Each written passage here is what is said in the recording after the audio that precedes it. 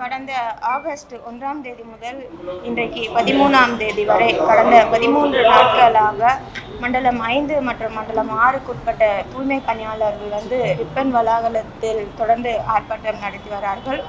தூய்மை பணியாளர்களின் கோரிக்கைகள் இரண்டாக இருந்தது. இத்தனை நாள் நாங்கள் தூய்மை பணியில் மாநகராட்சி சார்பாக ஈடுபட்டு வந்தோம். இன்னைக்கு தனியாராக மாற்றும் பொழுது எங்களுடைய பணி பாதுகாப்பும் அதேபோல் இதற்கு முன்னர் நாங்கள் வாங்கி கொண்டிருந்த ஊதிய பாதுகாப்பும் எங்களுக்கு வேணும் அப்படின்றத கோரிக்கையாக முதல்ல முன்வைத்திருந்தார்கள். தொடர்ந்து பெருநகர சென்னை மாநகராட்சி சார்பாக அந்த அமைப்புடன் பல்வேறு கட்ட பேச்சுவார்த்தைகள் நடைபெற்றது.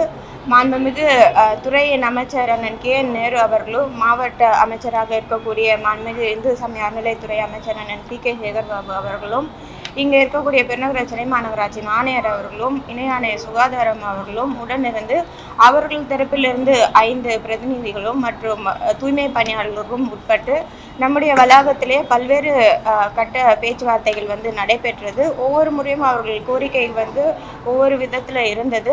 முக்கியமான கோரிக்கைகள் அவருடைய பணி பாதுகாப்பும் அவர்கள் வாங்கி கொண்டிருந்த ஊக்கத்தொகை சேலரி பாதுகாப்பு அப்படின்றத குறிப்பிட்டிருந்தாங்க. அதை தொடர்ந்து பல்வேறு கட்ட பேச்சுவார்த்தையின் அடிப்படையில் அவர்கள் தரப்பிலும் நீதிமன்றத்துக்கு சென்றிருந்தார்கள். நம்முடைய மாநகராட்சி தரப்பிலிருந்தும் நீதிமன்றத்துக்கு சென்றிருந்தார்கள். இன்றைக்கு பில் வந்திருந்தது. அதன் அடிப்படையில் நீதிமன்ற தீர்ப்பினை வழங்கியிருக்கிறது.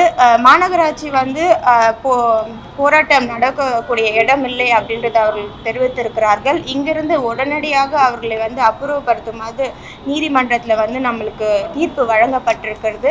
சென்னை மாநகராட்சிகளில் போராட்டம் நடத்தணும் அப்படின்றதுக்கு சில இடங்கள் இருக்குது. அதுக்கு போலீஸ் பெர்மிஷன் வாங்கிட்டு அந்த பகுதிகளில் அவங்க போராட்டத்தை மேற்கொள்ளலாம்.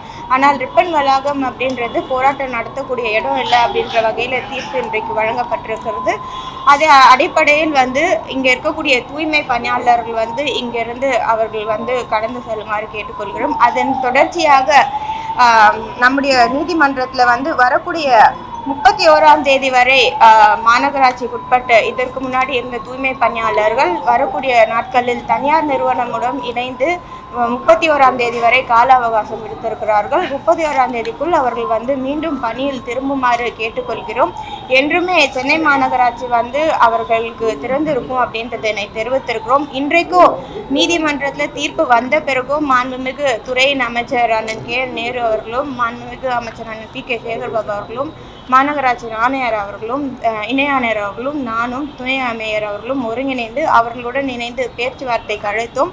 முதல் கட்டமாக அவர் பேச்சுவார்த்தையை தெரிவித்து நாங்கள் போயிட்டு கலந்து ஆலோசித்து வரோம் அப்படின்றத தெரிவித்திருந்தாலும், தொடர்ந்து 3-4 மணி நேரமாக துறை அமைச்சரும் மாவட்ட அமைச்சர் அண்ணன் PK சேகர்பாபு அவர்களோடும் இங்கே இருந்து வெயிட் பண்ணியிருந்தாங்க. இது வரைக்கும் அவங்களோட கருத்துக்களை தெரிவிக்கல.